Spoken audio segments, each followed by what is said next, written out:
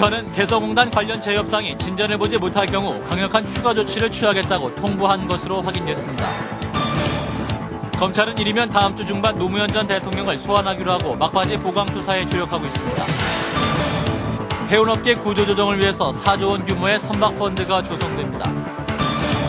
쌍용차와 GM대우 협력업체에 모두 2,400억 원이 지원됩니다. 이상은 이 시간 주요 뉴스입니다.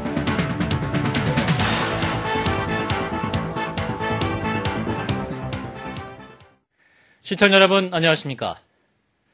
북한이 개성공단 관련 재협상을 요구하면서 협상이 원만히 진행되지 않을 경우에 강력한 추가 조치를 취할 수 있다고 통보한 것으로 확인됐습니다. 박지환 기자입니다. 북한은 지난 21일 개성 접촉에서 개성공단 근로자의 임금 인상과 토지 사용료 조기 지급을 요구했습니다. 북한은 이와 함께 우리 정부의 대응 여하에 따라 더 강력한 추가 조치를 취할 수 있다고 통보한 것으로 오늘 확인됐습니다. 오늘 공개된 통지문에서 북한은 남측이 사태를 악화시킬 경우 그에 상응한 보다 강력한 조치들을 취할 것이라며 모든 결과는 남측이 전적으로 책임을 져야 한다고 강조했습니다. 보다 강력한 조치는 개성공단 폐쇄까지 상정한 것으로 해석됩니다.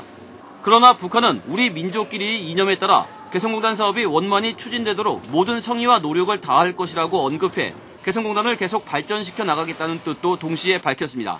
정부는 북한의 개성공단 관련 재협상과 관련해 3주 넘게 억류 조사 중인 현대야산 직원 석방 문제를 연계해 회담을 추진하는 쪽으로 가닥을 잡은 것으로 알려졌습니다. CBS 뉴스 박지환입니다. 이르면 다음 주 중반쯤 노무현 전 대통령의 소환을 앞두고 검찰이 막바지 보강 수사에 주력하고 있습니다.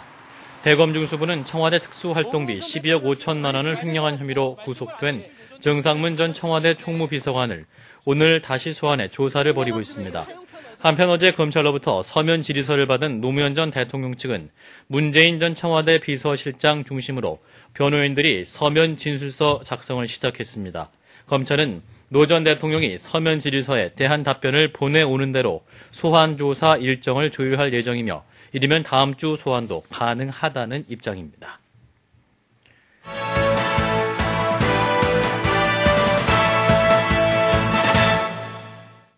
4.29 재보궐선거 현장, 오늘은 네 번째로 진보 후보 단일화와 그 효과가 최고의 관전 포인트로 꼽히는 울산 북구로 가봅니다. 김정훈 기자입니다. 지지부진하던 울산 북구 진보 후보 단일화 문제가 급물살을 타고 있습니다. 민주노동당과 진보신당은 오늘 오후 양당 대표와 후보가 합동 기자회견을 열고 후보 단일화에 최종 합의했다고 밝혔습니다. 그러나 구체적인 단일화 방안과 최종 단일 후보 공개 시기는 밝히지 않았으며 이번 주말쯤에야 결론이 날 것으로 보여 4.29 재보선이 임박해서도 최종 승자를 예측하기란 쉽지 않을 전망입니다. 이에 따라 본선 진출 티켓을 얻기 위한 두 후보의 막판 경합도 더욱 뜨거워지고 있습니다. 최근 여론조사를 보면 여러 곳에서 조승수 후보를 앞서 달려가기 시작하고 있습니다. 마지막 한나라당의 자금과 조직력에 대항해서 싸워서 한나라당을 꺾을 수 있는 힘은 민주노동당 저 김창현한테 있다고 저는 확신합니다. 네, 각종 여론조사의 지지율과 인물선호대에서 제가 월등히 앞서고 있습니다. 이번 단일화를 통해서 이명박 정부의 서민 복지를 내팽개치는 서민 바탕 경제를 반드시 심판하겠습니다. 이와 함께 민주당 김태선 후보도 오늘 기자회견에서 반 이명박 대연합의 성사를 촉구하며 후보직을 사퇴한다고 밝혀 진보 진영 후보 단일화에 힘을 실었습니다. 하지만 이에 맞선 한나라당은 진보 후보가 뒤늦게 단일화하더라도 그 효과는 이미 반감됐다고 보고 당선을 자신하고 있습니다. 경제 살리기와 일자리 만들기 그리고 지역개발이 필요하다는 그런 점을 계속 유권자들에게 호소를 하고 있기 때문에 그러한 점을 이해해 주시고 반드시 제게 표를 몰아주시지 않겠나. 현재까지의 각종 여론조사 결과에 따르면 진보 후보가 단일화할 경우 한나라당 후보를 앞서는 것으로 나타난 가운데 단일 후보가 실제로 시너지 효과를 발휘하는지 여부가 울산 북구 재선거의 승패를 가를 전망입니다. CBS 뉴스 김정훈입니다. 국제통화기금 IMF가 우리나라의 내년 경제 성장률을 종전의 4.2%에서 1.5%로 대폭 하향 조정했습니다. IMF는 오늘 발표한 세계 경제 전망 보고서에서 한국 경제의 경우 올해 성장률은 지난 1월 전망치인 마이너스 4%를 유지한 반면 내년도 전망치는 4.2%에서 1.5%로 대폭 낮췄습니다. 또 세계 경제 성장률 역시 올해 마이너스 1.3%, 내년에는 1.9%로 각각 낮추어서 전망했습니다. 정부는 해운업의 구조조정을 추진하기 위해서 4조 원 규모의 선박 펀드를 조성하고 유동성 위기를 겪고 있는 해운사의 배를 직접 사주기로 했습니다. 양승진 기자입니다. 정부는 오늘 비상경제대책회의에서 확정된 해운산업 경쟁력 강화 방안을 발표했습니다. 우선 현재 여신규모 500억 원 이상의 대규모 해운업체 38곳에 실시되고 있는 신용위험 평가를 이달 말까지 마무리하고 소규모 해운사에 대해서도 6월 말까지 평가를 마무리해 구조조정과 지원 방안을 수립하기로 했습니다. 구조조정 추진 과정에서 선박 매물이 급증하는 것을 방지하기 위한 방안도 추진됩니다. 유동성 위기를 겪고 있는 해운회사의 배를 직접 사주는 방식입니다.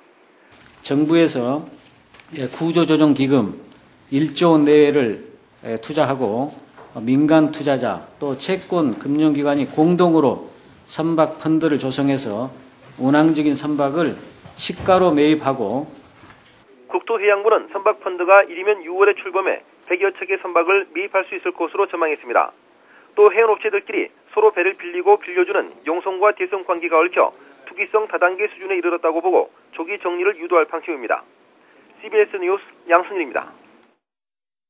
완성차 업체의 경영난으로 그동안 별도의 지원책이 없어서 자금난이 가중됐던 쌍용차와 GM대우 협력업체에 2,400억 원이 지원됩니다. 정부는 오늘 지방자치단체와 은행, 보증기관이 참여하는 지역상생보증펀드 협약식을 갖고 이들 협력업체를 돕기로 결정했습니다. 이에 따라 신용보증기금과 기술신용보증기금이 이들 협력사들에게 보증 우대를 해주는 방식으로 2,400억 원의 유동성이 지원됩니다.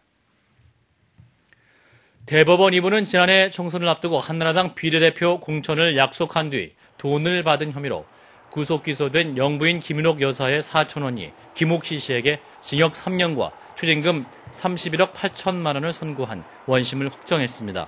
김 씨는 지난해 1월 김종원 서울버스 운송조합 이사장에게 공천을 받아주겠다면서 10억 원을 받는 등 모두 30억 3천만 원을 받은 혐의로 기소됐습니다. 김 씨에게 금품을 건넨 김종원 이사장에게는 징역 1년이 확정됐습니다.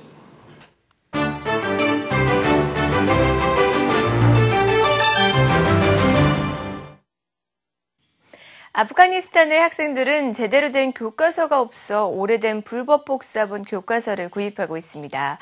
학생들은 질이 떨어진 교과서가 찢어지지 않도록 조심스럽게 넘기면서 열악한 학교 생활을 하고 있는데요. 교과서를 구입하기 위해서 서점을 찾은 아프간 학생들을 화면을 함께 만나보시죠. 아프가니스탄 수도 카불의 한 서점을 찾은 학생들. 학교에서 교과서를 받지 못한 학생들은 이곳에서 불법으로 만든 교과서를 구입하고 있습니다.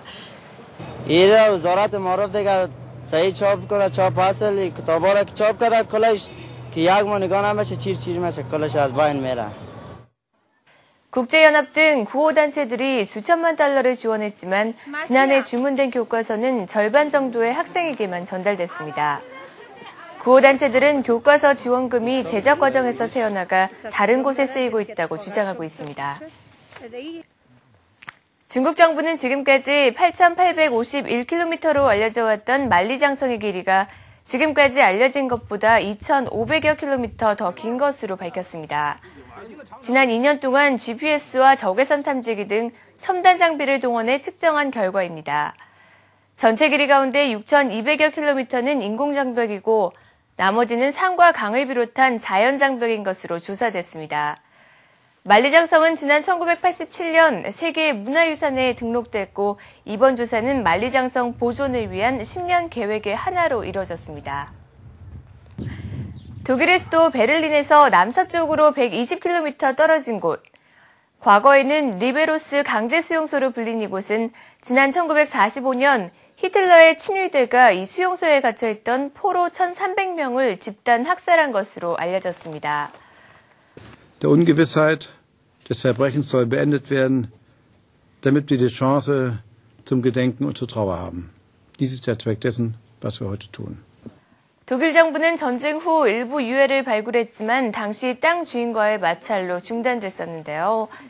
유태인 750명의 시신이 묻힌 것으로 추정되는 이곳에서 유해 발굴 작업을 다시 시작하게 됐습니다. 지금까지 박주연이었습니다.